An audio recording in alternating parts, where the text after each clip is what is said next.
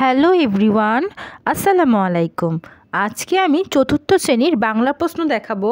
তোমরা অনেকে বলেছিলে যে আপু আমাদের সামনে বার্ষিক পরীক্ষা, আমাদেরকে বাংলা প্রশ্নটা দেখান। তাই তোমাদের কথাই রাখছি, কি কি কবিতা আসবে, কোনটা বেশি ইম্পর্টেন্ট আজকের ভিডিওতে সব বলে দেব। তাই দেখো, এই প্রশ্নটা আমার একটা স্টুডেন্টের প্রশ্ন, আমি তার থেকে নিয়ে তোমাদের ভিডিওতে দেখাচ্ছি।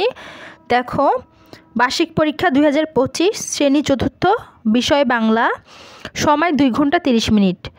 1 নাম্বার, কবি ও কবিতার নামসহ বীর পুরুষ কবিতার প্রথম 8 লাইন মুখস্থ লিখো। তাহলে কোন কবিতাটা বেশি গুরুত্বপূর্ণ দেখতেছো?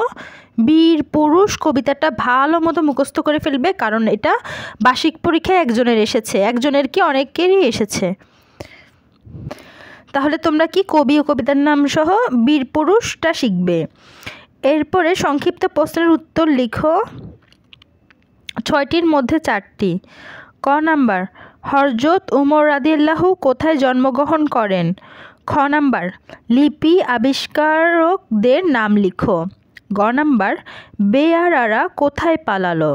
ঘ, লোকশিল্প কাকে বলে? উম, সর্দারজিকে চেনা যায় কি দেখে? চ, জাতীয় পাখি দোয়েলের খাদ্য কি?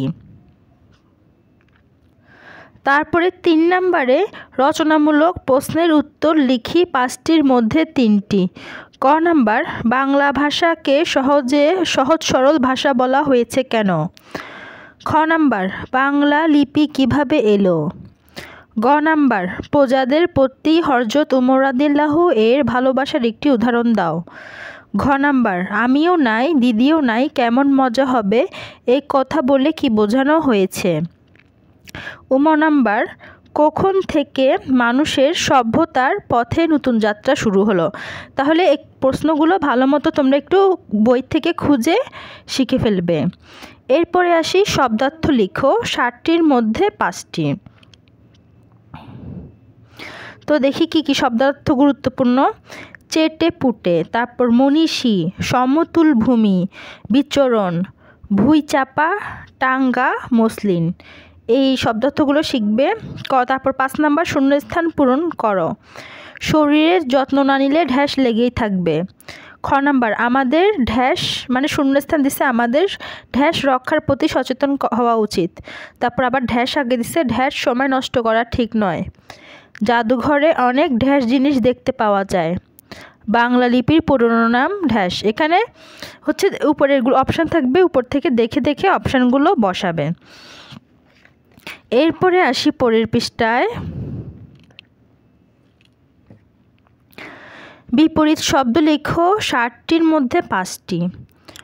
ভয়, পুরাতন, অর্জন, প্রাচীন, সাধারণ, কুঁড়েঘর, বিজাতীয়, এগুলো বিপরীত শব্দ খুঁজে নিবে তোমরা। সমার্থক শব্দ লেখো 60টির মধ্যে 5টি। আশা, রাত, আলো, মা, পাখি, মেঘ, কানন, এগুলো হচ্ছে সমার্থক শব্দ। বাক্য গঠন করো 60টির মধ্যে 5টি। জোড়া দেখি দিয়ে বাক্য গঠন করবে, প্রাচীন দিয়ে, যাতনা দিয়ে, শোলক, জন্মভূমি, কুমার, মুক্তি, এগুলো দিয়ে তোমরা হচ্ছে বাক্য গঠন করবে। এবার বিরাম চিহ্ন ব্যবহার লিখো।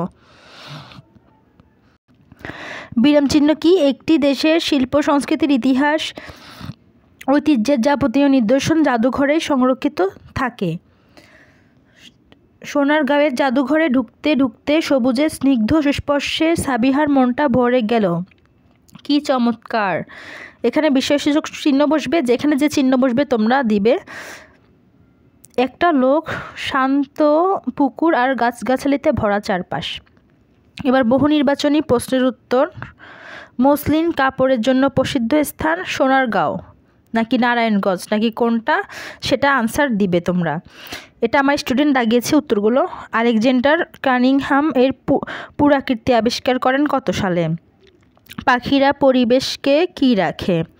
চড়ুই পাখির প্রিয় জায়গা কোথায় লিখবে? পান কৌড়ি খেতে ভালোবাসে লিখবে। তারপরে যুক্তবর্ণ ভেঙে একটি করে শব্দ তৈরি করো, এই যুক্তবর্ণগুলো শিখে নিবে। তারপর এক কথায় প্রকাশ, সাতটির মধ্যে পাঁচটি।